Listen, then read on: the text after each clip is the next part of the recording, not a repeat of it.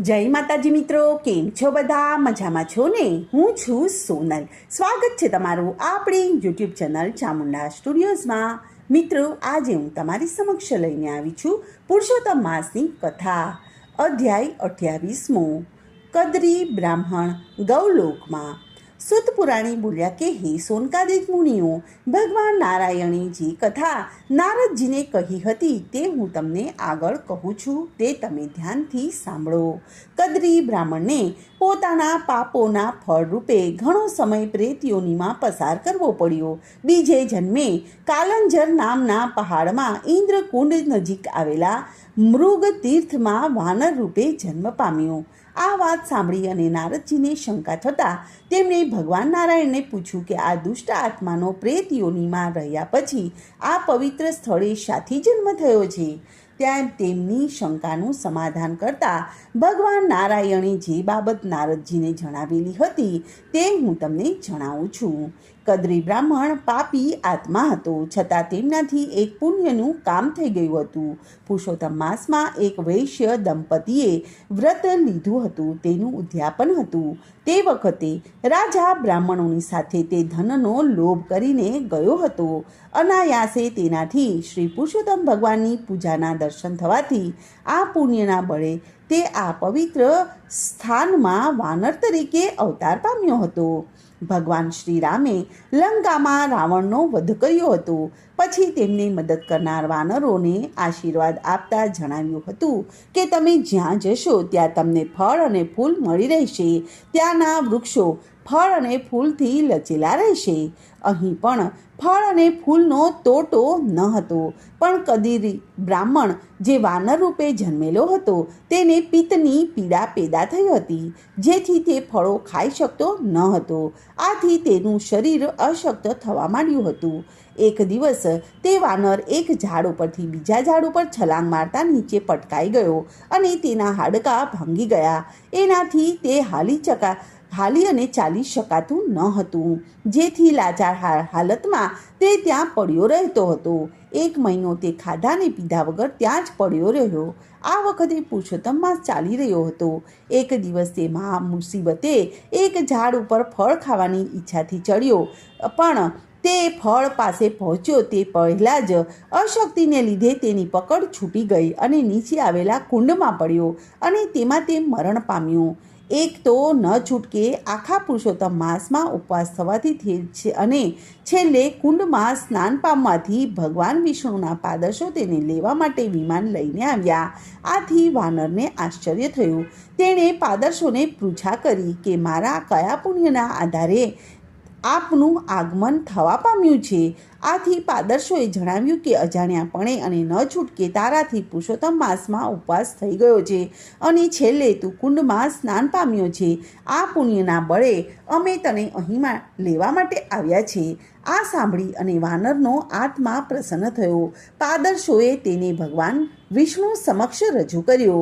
ત્યારે ઘણા દેવતાઓએ તેનું સન્માન કર્યું. શ્રી બૃહ નારદીય પુરાણના પુરુષોત્તમ મહાત્મ્યનો કદરી બ્રાહ્મણનો ગૌલોકમાં નામનો 28મો અધ્યાય સંપૂર્ણ. હવે આપણે પુરુષોત્તમ માસની પાવન કથા સાંભળીએ, જેનું નામ છે વૈકુંઠની જાત્રાની કથા. નદી કિનારે રળિયામણું એક ગામ હતું. તેમાં એક પટેલ રહેતો હતો. પટેલને 4 છોકરા હતા. પટેલે 4 છોકરાઓને પરણાવી દીધા હતા. 5 વર્ષ થયા અને પટલાણીનું અવસાન થઈ ગયું. દીકરાઓ ખેતી કરે, વહુઓ ઘરના કામ કરે અને પટેલ આખો દિવસ આંગણે ખાટલે બેઠા બેઠા પ્રભુનું નામ અને સ્મરણ કર્યા કરે. કોઈ મહેમાન આવે તો તેનું તે સ્વાગત કરે, યથાશક્તિ દાન પુણ્ય કરે, અભાગત આવે તેને ભોજન આપે, સાથે સાથે ઘરનું ધ્યાન પણ આપતા રહે. પટેલ સ્વભાવે ભોળા હતા, કપટી ન હતા. એવામાં પુરુષોત્તમ માસ આવ્યો એટલે પટેલે પુરુષોત્તમ માસનું વ્રત કર્યું. સવારે પ્રાંતઃકાળે વહેલા ઉઠી નદીએ સ્નાન કરવા જાય, ત્યાં કાંઠા ગોરમાની પૂજા કરે, કથા વાર્તા સાંભળે અને ત્યાં બ્રાહ્મણોને દાન દક્ષિણા આપીને ઘેર આવે. તેઓ એકટાણું કરી અને પુરુષોત્તમ ભગવાનની પૂજાને પાઠ કરે. ભોળાના ભગવાન એ મુજબ એક દિવસ પુરુષોત્તમ ભગવાન પટેલની અપૂર્વ ભક્તિથી પ્રસન્ન થઈ અને તેમના આંગણે ભિખારીના રૂપે આવ્યા અને પોતાને ત્યાં આવેલ ભિખારીને જોઈને પટેલ તો ઊભા થયા અને ચોકમાં ઘઉંનો ઢગલો પડ્યો હતો, તેમાંથી એક સુપડું ભરી અને ઘઉં આપવા લાગ્યા. ત્યારે ભિખારી કહે કે આપવો જ હોય તો આખો ઢગલો આપો. પટેલ પણ પાછા પડે તેવા ન હતા. તેઓ બોલ્યા કે જા ભાઈ, આખો ઢગલો તારો, તું કહે ત્યાં ગાડામાં ભરી અને પહોંચાડી દઉં. ભગવાને તો પ્રસન્ન થઈ અને ઘઉંના ઢગલા ઉપર હાથ ફેરવ્યો. ત્યાં તો બધા જ ઘઉં સાચા મોતી બની ગયા. પટેલ તરત જ સમજી ગયા કે મારી આંગળી ભગવાન પુરુષોત્તમ પધાર્યા છે. તે તો ભગવાનના ચરણોમાં પડી ગયા. ભગવાન બોલ્યા કે હે મારા વાલા ભક્ત, હું તારા ઉપર પ્રસન્ન છું, તારે જે જોઈએ તે માંગ. ત્યારે પટેલ બોલ્યા કે પ્રભુ, તમે મને ઘણું સુખ આપ્યું છે, મારે ભૌતિક સંપત્તિ જોઈતી નથી. મારી ઈચ્છા વૈકુંઠની જાત્રા કરવાની છે, તે પૂર્ણ કરો.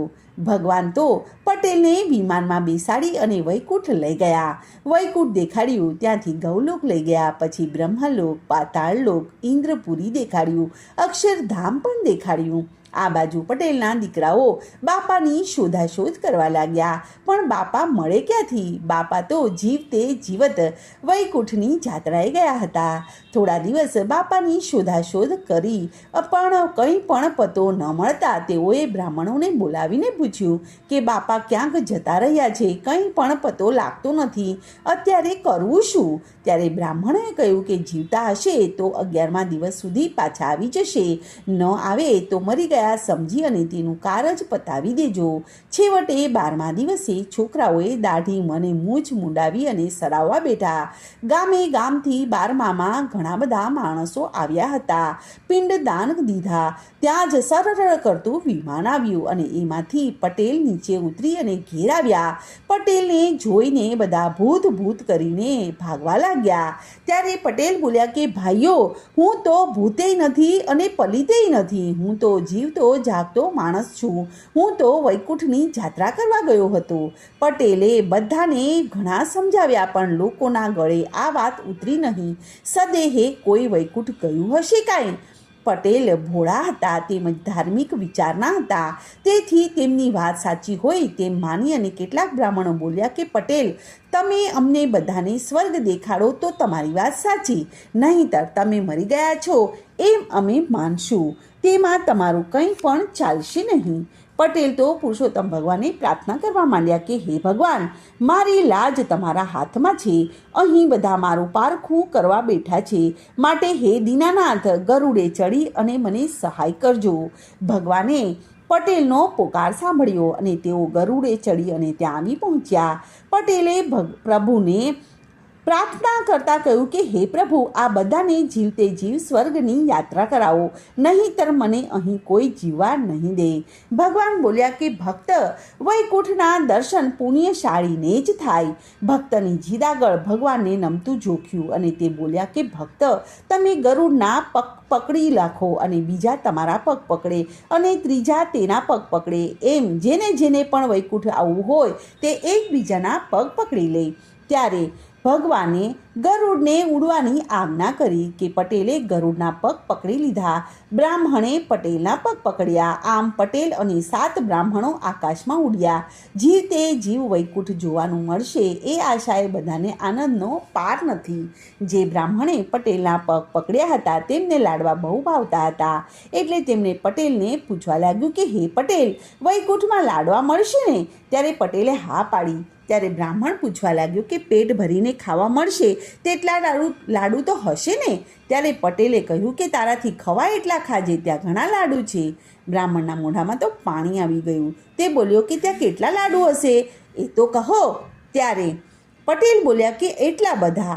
આમ કહી અને જ્યાં હાથ પહોળા કરે છે ત્યાં તો હાથ છૂટી ગયા અને બધા આકાશમાંથી નીચે પડ્યા અને બધાનો જીવ નીકળી ગયો. આમ ફક્ત એક પટેલ જ જીવતા રહ્યા. 7 બ્રાહ્મણોને મરેલા જોઈ અને પટેલ તો આક્રંદ કરવા લાગ્યા કે હે ભગવાન, આપે તો મને બ્રહ્મ હત્યાના પાપમાં નાખી દીધો. હવે તમે મને આમાંથી ઉગારો, નહીં તો હું પણ પ્રાણનો ત્યાગ કરીશ.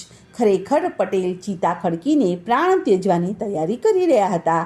ત્યાં તો ભગવાને અમૃત જળ છાંટી અને 7 બ્રાહ્મણોને સજીવન કર્યા.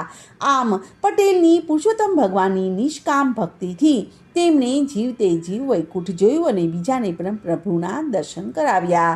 બોલો પુરુષોત્તમ ભગવાનની જય. કૃષ્ણ કનૈયા લાલ કી જય.